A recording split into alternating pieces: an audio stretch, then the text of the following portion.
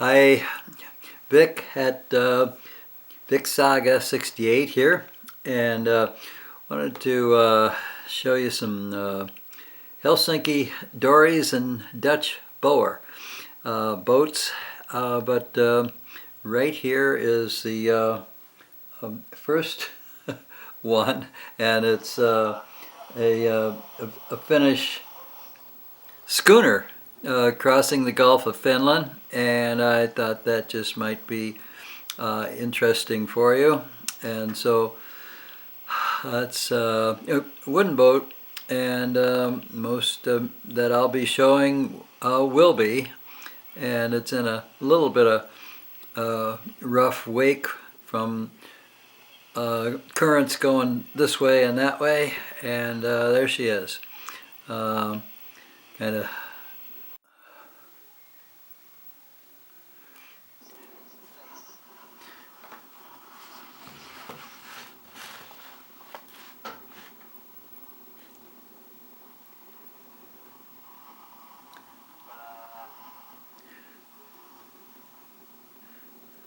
That's the Boer, Dutch Boer.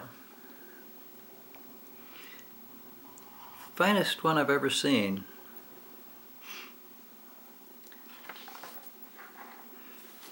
We got to go around in order to get down to there. We are. Okay, the Dorys.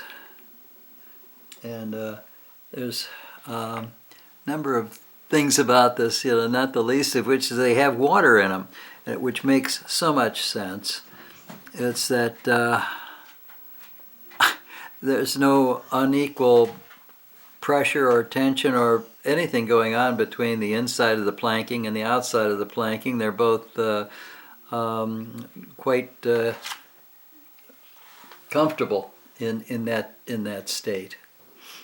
Okay, and again, I love the look how far away those rivets are from one another. It's all you need. You don't need rivets too close together when the wood fits. And so looks like some longleaf yellow pine and some white pine. Thwarts look like white pine. And again, really appreciate that stem coming far above the breast hook, far above the line of the gunnel. You can grab it. It's just also it just looks right. Some people tend not to do that, and I think it's unfortunate. The other thing again is there's no paint. There's no paint anywhere. Nothing's painted. It's all oiled, nicely oiled. This one's heavily oiled, and again the construction really well. That looks like longleaf yellow pine bracing, and then yeah, same thing with the cross pieces, the floors, and the stem and stern probably are also. And then it goes into all these little pieces and parts floating in there. That's where to keep them. And what I mean, you got your tiller, your everything, but also what's so great is that then when you dump the water out and get underway, everything is a pressure fit. Everything fits perfectly. And again, you oil it so that everything is even nicer. But a number of different designs here with these dories, and I like the way that he braces angled aft a bit. Same thing there. Maybe it's the same builder or the same kinds of builders. They go to the same place, they live in the same place, they study one another. The fact of oiling is just so common sense, and the fact of leaving them in the water with water in them. This one doesn't have water in it because I see it's got a place on the transom. It's got a flat transom, it's not double-ended, and The transom also is square. There we are, boom. And you can see where they put an outboard on it on occasion. And it's well reinforced too. You've got a good stern knee brace going up against that transom, and then more bracing pieces to which you put your outboard. And so they've done some extra building up of that. I like that idea. I know that God, you don't want that transom being jiggled loose. I mean, it's totally crucial. So anyway, very nice adding to it, and good to see. Yep.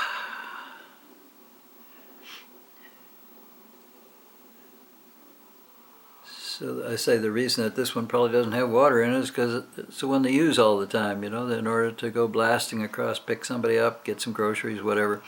I don't agree with that cross grain breast hook here, because that means that then you're screwing into the end grain. I'll back that up just a tad here, maybe. Yeah, okay. You got end grain that you're putting those that toe rail into. So that's my only complaint about all of Finland. Who is this guy? He's probably not. You know, he might be a Swede. I'm sorry.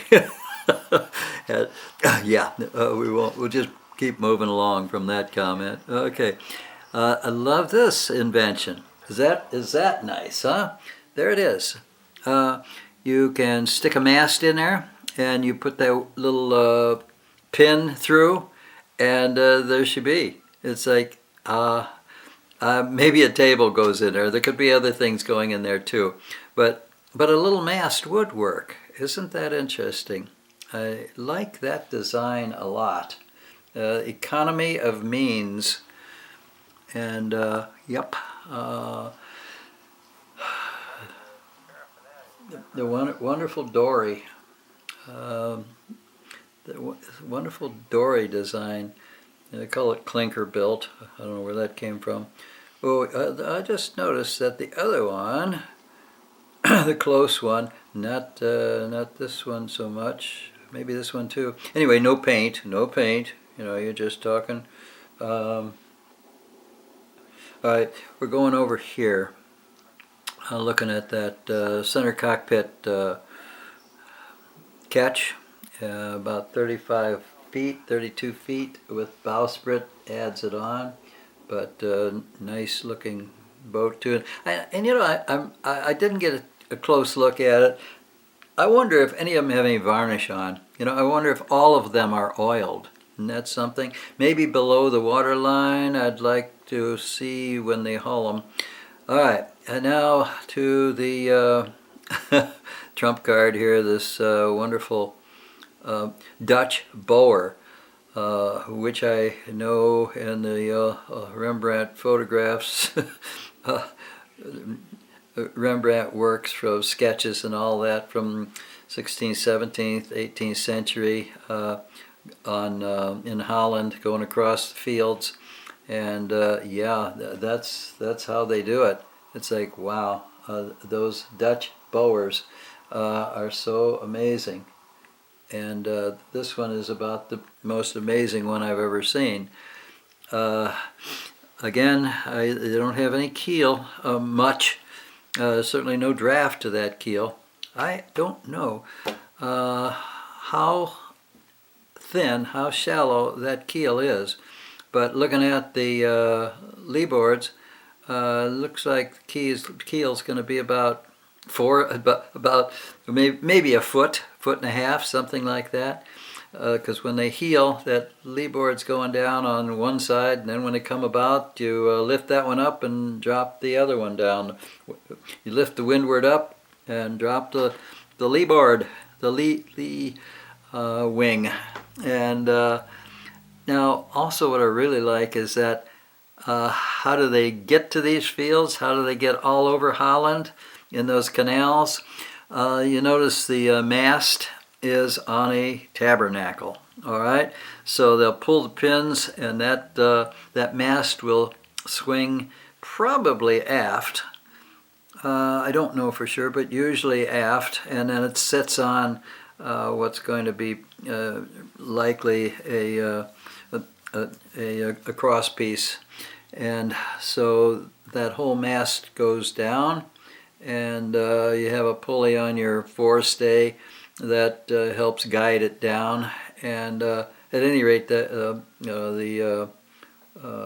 tabernacle is a wonderful invention. This one has all sorts of good cranking poles on it, cranking little places for putting in your tools, your ratchets, so you can really. I mean, I've never seen that on a 16th century Dutch Boer. All right, is that great or not? Little braking systems, and the handles are right there too, I guess. But wow, I just so appreciate what they've come up with. Now, this for me is the first one I've seen, but they maybe have done this for 100 years. I don't know. It's a joy to behold, and the Dutch Boer, an amazing boat, and this one is the most amazing of all the Dutch Boers I've ever seen, and I hope it's owned by the mayor of Helsinki. It should be. Yeah, let's see. That'll rock back. Yep, and fit on a boom crutch. And so there you go. That also, oh, I'm sorry. I wondered why that bowsprit was sticking way up in the air. Well, it's a let's see, we used to have a word for it when I can almost come up, you can come up with it. Gin pole.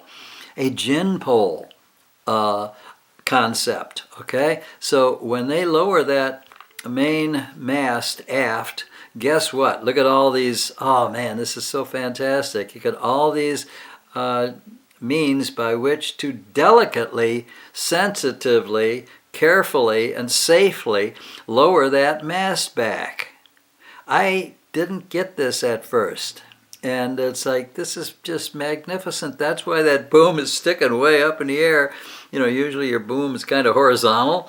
Not so. No. Get that about a 45-degree angle. Yep, you got the perfect angle for a gin pole when you're trying to hoist any kind of mast anywhere. There it is, and it's part of the boat.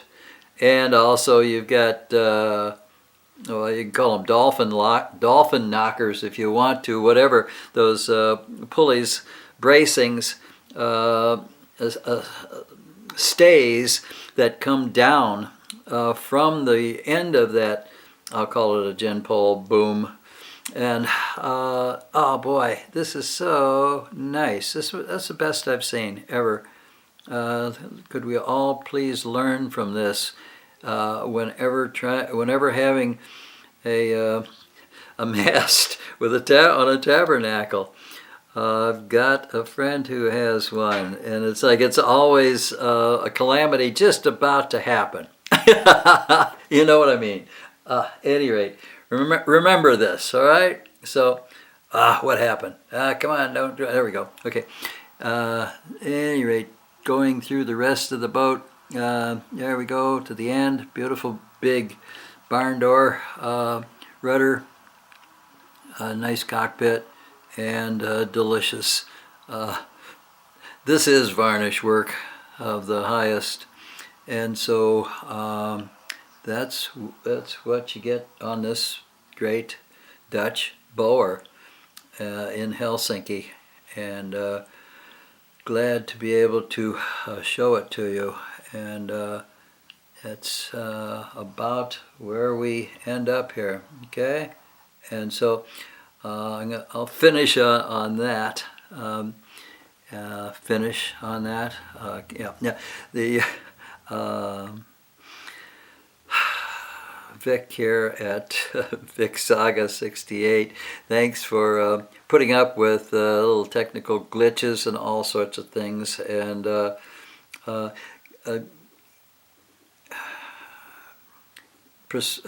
subscribe if you want to see more boats. I'll invest.